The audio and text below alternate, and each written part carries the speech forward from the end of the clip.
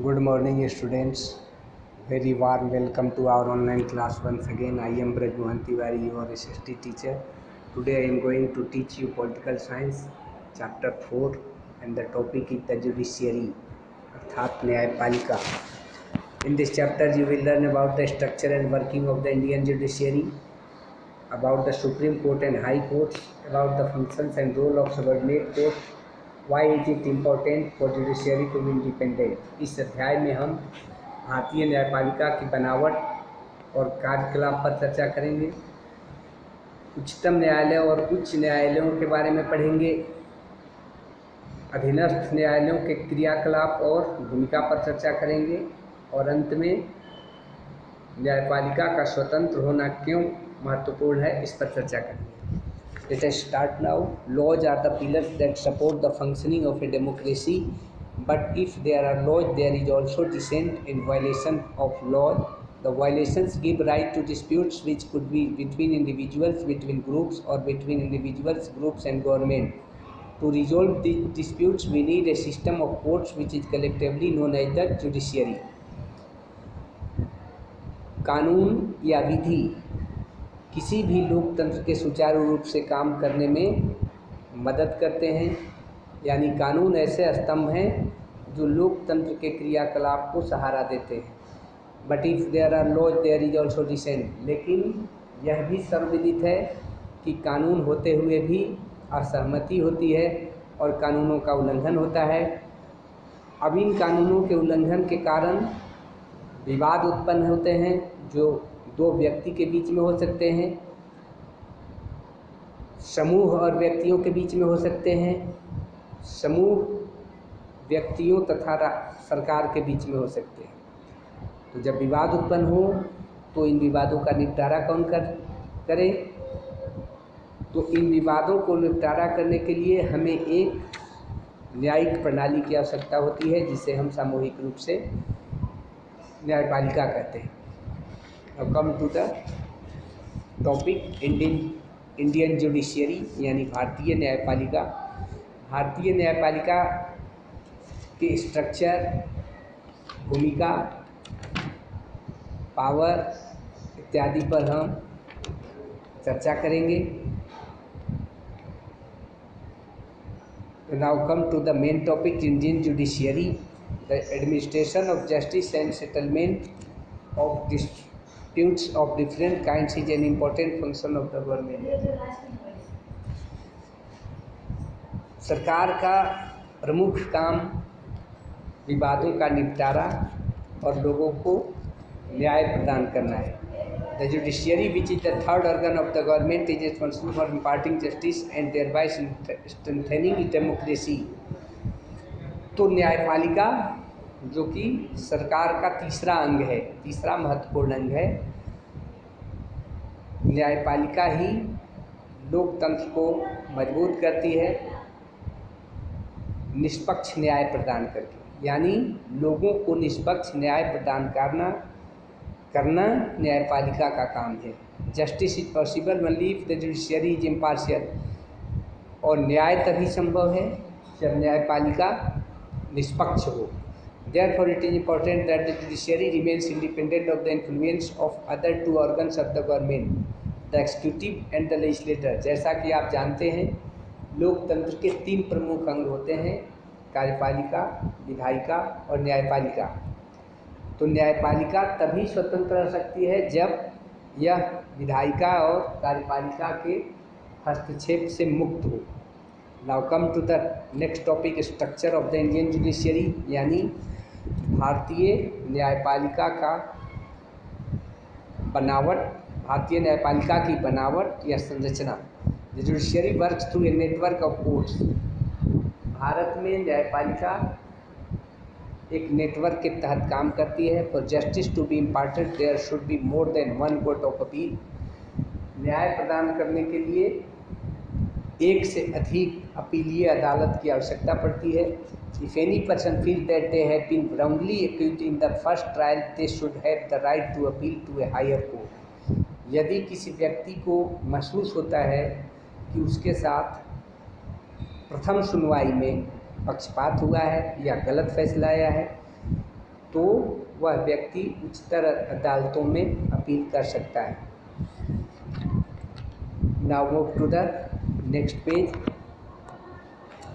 हमारे देश में अदालत एकीकृत है और पिरामिड की तरह। सबसे ऊपर है सुप्रीम कोर्ट, उसके बाद हाई कोर्ट, उसके बाद district and subordinate court. Supreme court में decisions are binding on all courts, यानी सुप्रीम कोर्ट के जो फैसले होते हैं वो सभी अदालतों पर बाध्यकारी होते हैं।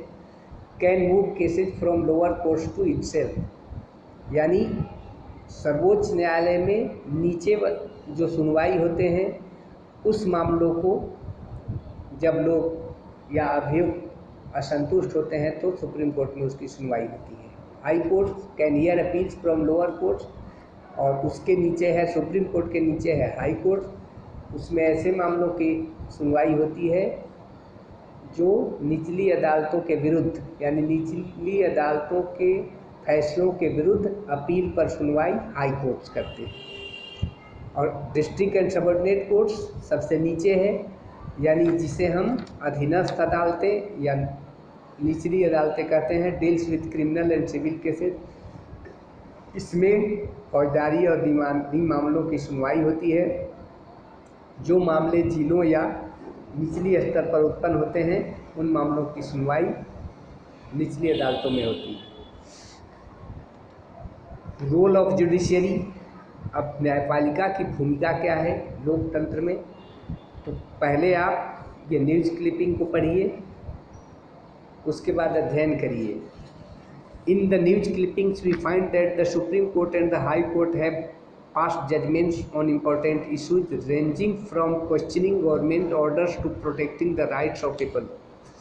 इन न्यूज क्लिपिंग को पढ़ने से हमें ये ज्ञात होता है कि सर्वोच्च न्यायालय और उच्च न्यायालय ऐसे आदेश पारित करते हैं जिसमें सवाल किए जाते हैं सरकार के फैसलों पर, और सरकार को निर्देश दिया जाता है कि आप लोगों के अधिकार की रक्षा करें।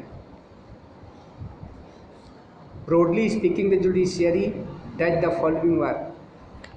तो भारत की न्यायपालिका निम्न प्रकार के काम करती है। रिजोल्यूशन ऑफ डिस्प्यूट्स, विवादों का निपटारा करना। इंटरप्रेटर ऑफ द लॉ, यानी कानून के व्याख्याता, कानून की व्याख्या करने का काम भी अदालतें करती हैं। Now move to the next page. Custodian of the civil rights and fundamental rights, मौलिक अधिकारों के संरक्षक के रूप में काम करती है अदालतें। अपहोल्डर ऑफ द कॉन्स्टिट्यूशन, और संविधान के रक्षक, न्यायिक समीक्षा के द्वारा संविधान के रक्षक का काम करते हैं। अब ज्यूरिसडिक्शन ऑफ द कोर्ट्स, यानी अदालतों की क्षेत्राधिकार, न्यायिक क्षेत्राधिकार। अदालतों के पास मुख्यतः निम्न प्रकार की क्षेत्राधिकार होते हैं। Original jurisdiction in cases which can be heard for the first time, जब पहली बार कोई मामला सुना जाए तो उसे ओरिजिनल जुरिसडिक्शन कहते हैं।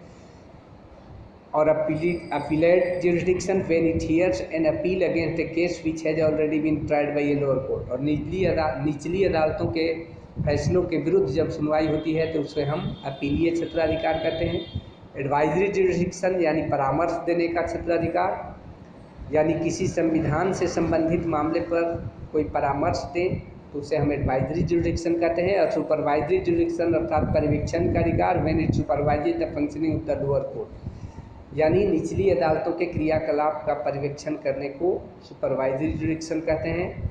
और a court acts as a court of record when it maintains records of the courts proceedings and its decisions for the benefit of the lower courts who refer to it in similar cases, यानी supreme court और high court of record के रूप में भी कार्य करते हैं, यानी अदालत में हुई कार्यवाही और फैसलों को रिकॉर्ड बनाकर रखा जाता है जिसे निचली अदालतों में ट्रांसफ़र किया जाता है। उसी आधार पर निचली अदालतें फैसला देती हैं जब उसी तरह के मामले आते हैं। टाइप्स ऑफ केसेज, केस मुख्यतः दो प्रकार के होते हैं, सिविल एंड क्रिमिनल। सिविल अर्थात दीवानी और क्रिमिनल अर्थात फौजदारी। सिविल मामलों में संपत्ति विवाद, शादी विवाह संबंधी विवाद, उत्तराधिकार के विवाद आदि आते हैं। ऐसे मामलों में लोगों से क्षतिपूर्ति करवाया जाता है। This type of case generally relates to a dispute between two private individual. ऐसे मामले सामान्यतः दो व्यक्तियों के बीच में उत्पन्न होते हैं। और criminal cases involve offences like theft, robberies, murders, cheating and physical injury. और जब चोरी हो, डकैती हो, हत्या हो, किसी व्यक्ति धोखाधड़ी का मामला हो या शारीरिक चोट पहुंचाने का मामला हो, तो ऐसे मामले को फौजदारी मामले कहते हैं। The sentences awarded in criminal cases are fines and short term prison sentences और death sentences depending on the gravity of the crime. ऐसे मामलों में दोषी को जुर्माना लगाया जाता है या कारावास की सज़ा दी जाती है। मृत्युदंड से लेकर आजीवन कारावास तक की सज़ा होती है। यह इस पर निर्भर करता है कि क्राइम कितना सीरियस है। In criminal cases the state itself is the complainant because a crime is seen as an offence against the society. फौजदारी मामलों में राज्य खुद शिकायत या वादी होता है, क्योंकि ऐसे अपराध को समाज के विरुद्ध अपराध माना जाता है। Now come to the next topic, supreme court. Located in new Delhi, the supreme court is the top most court of the Indian judiciary.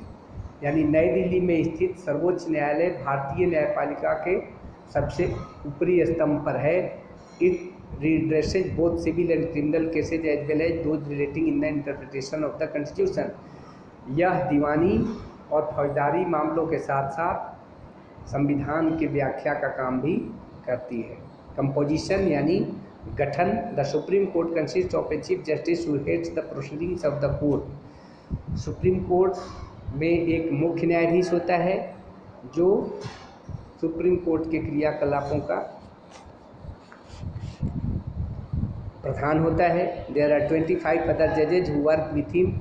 25 अन्य न्यायाधीश होते हैं जो उनके साथ काम करते हैं। हालांकि अभी सुप्रीम कोर्ट के न्यायाधीशों की संख्या बढ़ा दी गई है। अब टोटल 34 जजेज हो चुके हैं। इनकी नियुक्ति भारत के राष्ट्रपति के यानी सर्वोच्च न्यायालय के मुख्य न्यायाधीश की नियुक्ति भारत के राष्ट्रपति के द्वारा की जाती है और अन्य न्यायाधीशों की नियुक्ति भी राष्ट्रपति ही मुख्य न्यायाधीश के परामर्श पर करते हैं। अब किसी व्यक्ति को सुप्रीम कोर्ट के जज होने के लिए कौन सी योग्यता चाहिए, क्वालिफिकेशन? उसे भारत का नागरिक होना चाहिए, किसी भी उच्च न्यायालय में 10 वर्ष तक वकालत का अनुभव होना चाहिए या किसी भी उच्च न्यायालय में कम से कम 5 साल न्यायाधीश के रूप में काम करने का अनुभव हो। Distinguished jurist in the president's opinion, या राष्ट्रपति के विचार में कोई प्रतिष्ठित कानूनवेत्ता हो तो ऐसे व्यक्ति को भी सुप्रीम कोर्ट में जज बनाया जा सकता है। Now move to the next page, tenure and renewal, यानी सुप्रीम कोर्ट के जज का कार्यकाल क्या होता है और उन्हें हटाया कैसे जा सकता है। सुप्रीम कोर्ट के जज की कार्यकाल 65 साल तक है और सुप्रीम कोर्ट के न्यायाधीश को हटाना इतना आसान नहीं है। उन्हें तभी हटाया जा सकता है जब प्रेसिडेंट को ये महसूस हो कि कोई भी जज अक्षम पाया जाए या दुर्व्यवहार में लिप्त पाया जाए। The process of removal of a जज is through impeachment. Supreme court के न्यायाधीश को महाभियोग की प्रक्रिया के द्वारा ही हटाया जा सकता है और यह महाभियोग संसद के दोनों सदनों में 2/3 के बहुमत से पारित होना आवश्यक है। पावर्स ऑफ सुप्रीम कोर्ट, यानी उच्चतम न्यायालय की शक्तियाँ क्या हैं, तो जैसा कि जुरिस्डिक्शन में हम पहले ही पढ़ चुके हैं, original jurisdiction, appellate jurisdiction, advisory jurisdiction और सुपरवाइजरी जुरिस्डिक्शन और कोर्ट ऑफ रिकॉर्ड के तहत सुप्रीम कोर्ट को अधिकार प्राप्त है। ओरिजिनल जुरिस्डिक्शन में जब एक पक्ष केंद्र की सरकार हो और दूसरा पक्ष एक राज्य या अनेक राज्य हों तब डायरेक्ट मामला सुप्रीम कोर्ट में आ सकता है। एक पक्ष केंद्र सरकार हो एंड एनी स्टेट और स्टेट्स ऑन वन साइड, कोई भी राज्य, एक राज्य या अनेक राज्य दूसरे पक्ष में हो, एंड वन और more states on the other side, और एक से अधिक राज्य दूसरे पक्ष में हो, दो या दो से अधिक राज्य पार्टी हों, तो सीधा सुप्रीम कोर्ट में सुनवाई हो सकती है। अपीलेट ज्यूरिसडिक्शन में जब संविधान की व्याख्या का मामला हो, हाई कोर्ट्स में दिए गए फैसलों के विरुद्ध, criminal cases in which A high court changes the decision of A lower court and gives A death sentence, और जब कोई उच्च न्यायालय निम्न अदालत के फैसलों को बदल दिया हो या मृत्युदंड दिया हो, तो ऐसे मामले की सुनवाई सुप्रीम कोर्ट में हो सकती है अपीलीय क्षेत्राधिकार के तहत during the review of its own earlier decision. और सुप्रीम कोर्ट अपने पहले के फैसले पर भी समीक्षा कर सकती है। एडवाइजरी ज्यूरिसडिक्शन में जब राष्ट्रपति किसी मामले पर परामर्श मांगता है सुप्रीम कोर्ट से, तो उस अवस्था में सुप्रीम कोर्ट परामर्श देने का काम करता है, लेकिन वह परामर्श राष्ट्रपति पर बाध्यकारी नहीं होता है। Under supervisory jurisdiction supreme court अपने अधीनस्थ सभी अदालतों की कार्यवाहियों की समीक्षा और पर्यवेक्षण करता है। The supreme court of India also functions as a court of record, यानी भारत का सर्वोच्च अदालत कोर्ट ऑफ रिकॉर्ड के रूप में भी काम करता है। Now come to the next topic, high court. At the state level the high court is the highest court of appeal, यानी राज्य स्तर पर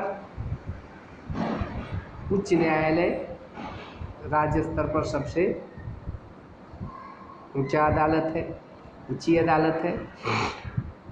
ऑर्डिनरीली एवरी स्टेट है जो हाई कोर्ट, सामान्यतः हर राज्य में एक उच्च न्यायालय होता है, लेकिन दो या दो से अधिक राज्यों के भी एक ही उच्च न्यायालय हो सकते हैं। All over India there are 25 high courts. वर्तमान में पूरे भारत में 25 उच्च न्यायालय हैं। कंपोजिशन, इसका गठन, हाई कोर्ट में भी एक मुख्य न्यायाधीश होता है और राज्य की आकार के अनुसार जजों की संख्या निर्धारित होती है। The chief justice is appointed by the, यहाँ भी मुख्य न्यायाधीश की नियुक्ति राष्ट्रपति के द्वारा की जाती है और अन्य न्यायाधीशों की नियुक्ति सुप्रीम कोर्ट के मुख्य न्यायाधीश, संबंधित राज्य के राज्यपाल और वहाँ के उच्च न्यायालय के मुख्य न्यायाधीश के परामर्श पर किए जाते हैं। There is a common high court of Guwahati for the eastern states of Assam, Nagaland, Mizoram and Arunachal Pradesh. इसे जानना आपके लिए ज़रूरी है कि गुवाहाटी उच्च न्यायालय पूर्वोत्तर राज्यों के जैसे असम, नागालैंड, मिजोरम और अरुणाचल प्रदेश, इन सभी राज्यों का एक ही हाई कोर्ट है, Guwahati high court. Now move to the next page. Qualification क्या है? उच्च न्यायालय के न्यायाधीश बनने की योग्यता क्या है? उसे भारत का नागरिक होना चाहिए, कम से कम किसी भी उच्च न्यायालय में 10 साल वकालत करने का अनुभव हो और भारत के किसी न्यायिक दफ्तर में कम से कम 10 साल काम करने का अनुभव हो। Tenure and removal, high court के जज 62 साल तक सेवा दे सकते हैं और उन्हें भी उसी तरह हटाया जा सकता है जैसे कि सुप्रीम कोर्ट के न्यायाधीशों को इम्पीचमेंट के द्वारा। Powers of the Supreme Court, just as the Supreme Court, the High Court also exercise different kinds of jurisdiction. These include original, appellate and supervisory jurisdiction. Supreme court के तरह ही, supreme court की तरह ही high court को भी उसी प्रकार के अधिकार प्राप्त हैं। Original jurisdiction, appellate jurisdiction, supervisory jurisdiction and court of record. Now come to the next topic, subordinate courts यानी अधीनस्थ न्यायालय। Below the high court there are several lower courts known in general as subordinate courts. उच्च न्यायालय के अधीन या उनके नीचे भारत में अनेक अदालतें होती हैं जिन्हें हम निचली अदालतें या सबऑर्डिनेट कोर्ट्स कहते हैं। District courts for administrative convenience, each state is divided into district. जैसा कि आपको पहले से ही ज्ञात है, प्रशासन को सुचारू रूप से चलाने के लिए राज्यों को जिलों में बांट दिया गया है। At the district level the court of the district जज is the highest court for dealing with civil cases. The highest district court for dealing with the criminal cases is the court of session जज। राज्यों में दीवानी मामलों की सुनवाई करने के लिए कोर्ट ऑफ द डिस्ट्रिक्ट जज होता है, यानी जिला न्यायाधीश, और फौजदारी मामलों को यानी क्रिमिनल केस को सुनने के लिए सेशन जज यानी सत्र न्यायाधीश बनाए जाते हैं। Now move to the next page. Revenue courts होते हैं। Disputes in matters of payment of revenue are settled in revenue courts, यानी राजस्व संबंधी मामलों को निपटारा करने के लिए राजस्व अदालतें होती हैं। Nyaya Panchayat, in the rural areas there are small law courts called the न्याय Panchayat. The functions of the न्याय पंचायत इंक्लूड, और ग्रामीण क्षेत्रों में छोटे मोटे मामलों को सुलझाने के लिए न्याय पंचायत होते हैं। इनका काम है रिजॉल्विंग पेटी सिविल एंड क्रिमिनल केसेज, यानी छोटे मोटे दीवानी और फौजदारी मामलों को सुलझाना। लेविंग स्मॉल फाइन्स, छोटे मोटे जुर्माना लगाया जा सकते हैं इनके द्वारा। ऑफन सर्विंग 3 to 4 विलेजेज, ये न्याय पंचायत 3 से लेकर 4 गाँव के मामले को सुलझाते हैं। अपील्स फ्रॉम द न्याय panchayat can be taken to the higher courts like the district courts, और न्याय पंचायत के द्वारा लिए गए फैसले के विरुद्ध भी हम ऊपरी अदालतों में जा सकते हैं। Lok Adalat. In our country the process of imparting justice is often a lengthy and expensive affair, यानी भारत में न्याय प्राप्त करना बड़ा ही कठिन है, बहुत महंगा है और बहुत समय लेता है। टू सोल्व दिस प्रॉब्लम लोक अदालत हैव बीन सेटअप, तो इस समस्या को सुलझाने के लिए लोक अदालतों का गठन किया गया। They simplify the legal procedures, ये वैधानिक कार्यवाहियों को सरल करते हैं। They are presided over by retired जजेज, लोक अदालतों में जो अवकाश प्राप्त जज होते हैं उन्हें रखा जाता है। The disputing parties put forward their cases and the matter is resolved without a pleader or an advocate. ऐसे मामलों में दो पक्ष अपना मामला खुद रखते हैं, इसमें किसी वकील या अधिवक्ता की आवश्यकता नहीं होती है। The first Lok Adalat was held in Delhi in 1985 and in a single day 150 cases were settled. पहली लोक अदालत दिल्ली में 1985 में लगी थी और एक दिन में ही यहाँ पर 150 मामले सुलझाए गए थे। Now come to the next topic, independence of judiciary, यानी न्यायपालिका की आज़ादी। Keeping in view the functions of the judiciary, it is essential that the judiciary should be made independent.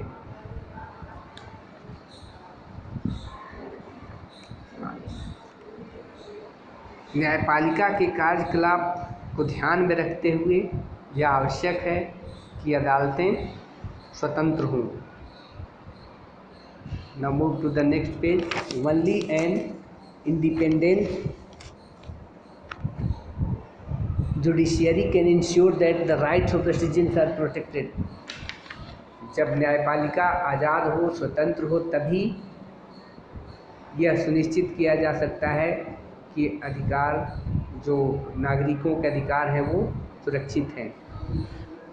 Now come to the next topic, public interest litigation, यानी जनहित के मामले। All the people in our country do not have access to courts और are unable to take up cases for violating against them as the legal process are often lengthy and require a lot of time and money. हमारे देश में सभी लोगों के पास ये क्षमता नहीं है कि वो अपने मामले को अदालतों तक ले जाएं, क्योंकि अदालतों की कार्यवाही बहुत लेंदी यानी समय लेने वाले होते हैं, उसमें बहुत पैसे खर्च होते हैं और महंगे वकील की ज़रूरत पड़ती है। On their behalf any individual और organisation can file a public interest litigation, जिससे शॉर्ट में PIL कहते हैं, विद द सुप्रीम कोर्ट और अदर लोअर कोर्ट्स। तो ऐसे गरीब लोगों के तरफ से, गरीब लोगों की ओर से कुछ संगठन जो हैं PIL फाइल करते हैं, यानी जनहित के मुद्दों को कोर्ट के समक्ष ले जाते हैं। In a number of cases the PILs have been successful in bringing about justice for people. और एक नहीं अनेक ऐसे मामले आए हैं जब PIL के माध्यम से लोगों को न्याय दिलाने का काम किया गया है। More recently in the year 2000 में supreme court pass the historic judgment striking down the law barring women in the 10 to 50 age group from entering the Sabarimala temple in Kerala. अभी हाल का ही एक फैसला है 2018 में जो आया, जिसमें सबरीमाला मंदिर में केरला में 10 से लेकर 50 वर्ष की महिलाओं को उस मंदिर में प्रवेश पर रोक था, लेकिन एक PIL के माध्यम से उन्हें यह अधिकार दिलाया गया। In its judgment the supreme court noted that the temple rule violated the right to worship and right to equality for women. अपने फैसले में सर्वोच्च न्यायालय ने यह कहा कि यह महिलाओं की समानता और पूजा करने के अधिकार पर कुठाराघात है, इसलिए उन्हें भी मंदिर में प्रवेश की अनुमति दी जाए। This case was the outcome of a PIL filed by the Indian young lawyers association with the supreme court on behalf of all the women who wanted that the ban on women's entry the temple should be lifted in the temple should be lifted, यानी जो प्रतिबंध लगा हुआ है महिलाओं के प्रवेश पर उसे हटाया जाए। तो इंडियन यंग लॉयर्स एसोसिएशन नामक संगठन ने एक PIL दाखिल किया सुप्रीम कोर्ट में, और उसमें सुप्रीम कोर्ट से यह फैसला आया कि यह महिलाओं के अधिकार का हनन है, इसलिए उन्हें मंदिर में प्रवेश की अनुमति दी जाए। Now move to the next page. The beginning of mid day meal scheme release of prisoners in Bihar who had spent time beyond their punishment term, demand for clean air and unpolluted water have all found expression through the PIL. The courts have not only widened the scope of human rights but have also shown an eagerness to consider the rights of those sections of the society who cannot access the courts easily. और बहुत से हमारे देश में गरीब बच्चे school ही नहीं जाते थे या स्कूल छोड़ देते थे, तो उसके लिए मिड डे मील यानी मध्याह्न भोजन की व्यवस्था की गई। और बिहार में ऐसे कैदियों को जिन्होंने अपने सज़ा से भी ज़्यादा वक्त जेलों में बिता चुके थे, उन्हें मुक्त करवाने का काम किया गया। Demand for clean air and unpolluted water have all found expression through, यानी शुद्ध हवा और शुद्ध जल प्रदान करने का काम भी ऐसे जनहित मामलों यानी जनहित मुद्दों को सुप्रीम कोर्ट के द्वारा दिलवाने का काम किया गया। यानी PIL के जरिए लोगों के मानवाधिकार की रक्षा की जा रही है। I think you will have understood the concept of the chapter. We will meet in next video. Till then take care of your health. नमस्कार।